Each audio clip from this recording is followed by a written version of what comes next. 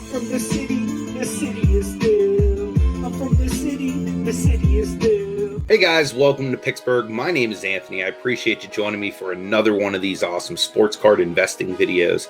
Do me a favor, guys, before we get into this video, if you're new here, please subscribe, because when we get to 2,500 subscribers, I'm actually giving away 2 graded cards for free. I'll ship those anywhere in the world. That's just a thank you for the support you guys have shown. Definitely appreciate it. Also, if you could throw a thumbs up on this, that lets YouTube know that you appreciate my content and it'll push it out to more people. And that would be truly awesome. But guys, what I want to talk about today is investing in the next top guy in the NBA. So what I did was I tried to find aging players that are at the top of their position or positions, because let's be real, the NBA today is essentially a positionless game. So not everybody on this list is going to be point guard for point guard, or shooting guard for shooting guard or whatnot, but I tried to include players that had similarities to other players as well. So what we're going to do, guys, is we're going to start off with point guards here. And for point guard, my aging GOAT is definitely Steph Curry. He changed the game, guys. With Steph being our aging GOAT, in the next 5 years or so, give or take, when Steph is either really old or retired, who do I foresee being like the point guard that you're going to want to have cards invested in? Well, I'm going to give you 3 guys, and this is in no specific order, but these are the 3 guys that I believe firmly have the ability to be the next Steph Curry.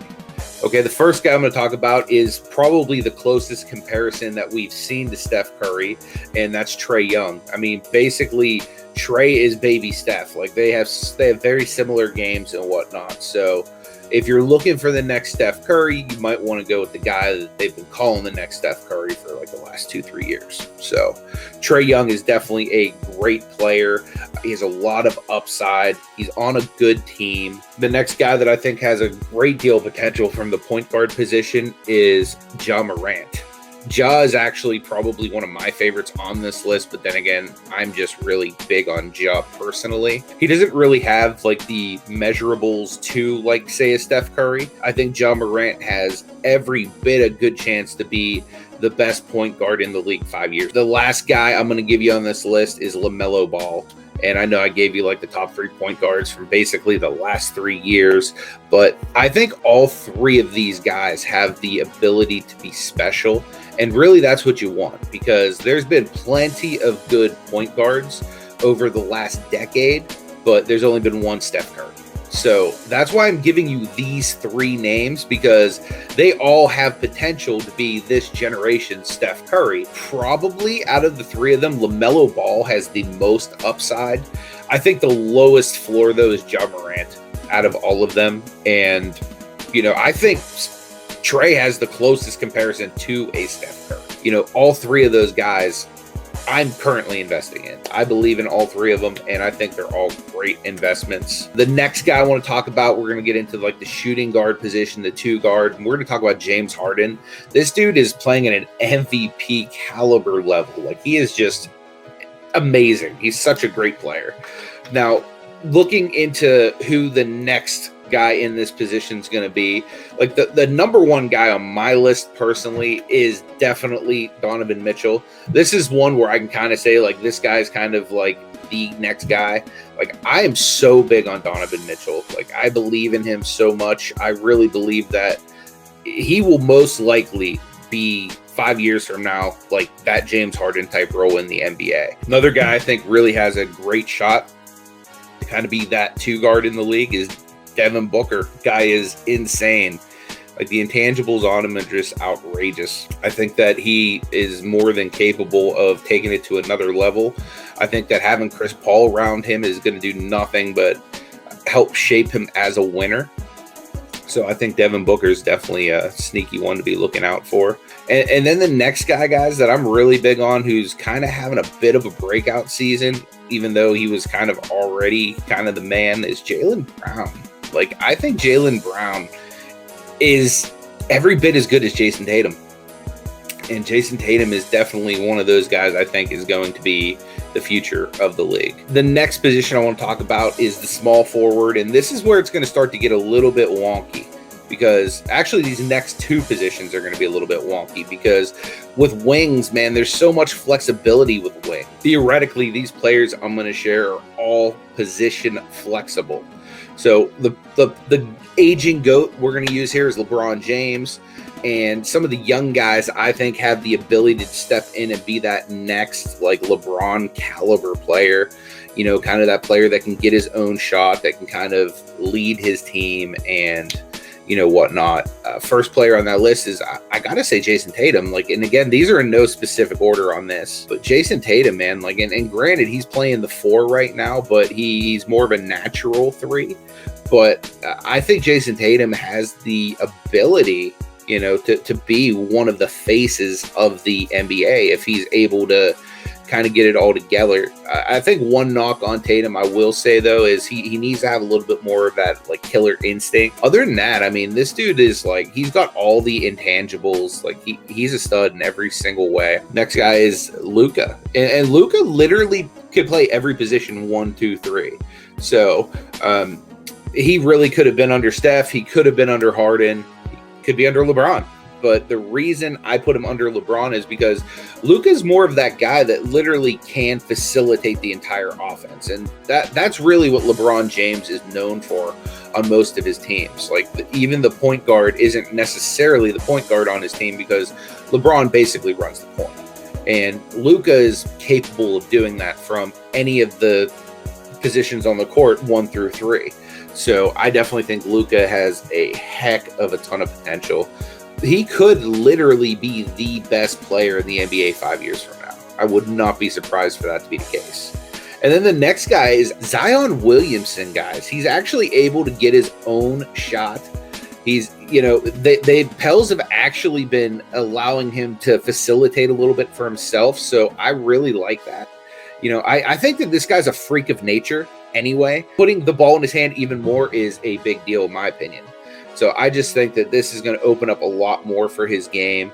And honestly, it's going to even give him stats in other categories as well, like assists and stuff like that, that, you know, people normally running Zion's position don't really have high volume in. The next guy I want to talk about, and we'll talk about the 4 position here, like, such a good player. He is, you know what I mean? His stuff is going up, but who's going to be that guy that kind of steps in that Kevin Durant role after, you know, KD kind of hangs him up or is getting older there?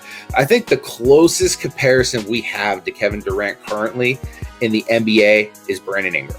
And again, like I said, these two, the small forward and the power forward positions, are going to be a little flexible. So you'll see both positions represented there. So Brandon Ingram, in my opinion, is the closest thing to Kevin Durant in the NBA. So me personally, like, I'm picking up Brandon Ingram stuff because I'm hoping that BI is going to be that dude in the future.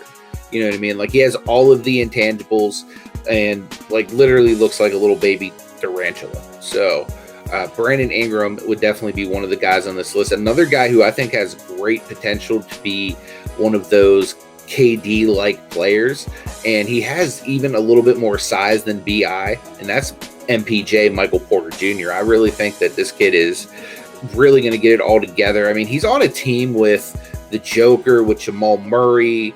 You know, like, there's other weapons on the team to kind of give this dude more opportunities and whatnot. But I really think that MPJ might have the most talent out of everyone on that Nuggets team. And that's saying something, being that he plays with Jamal Murray and the Joker.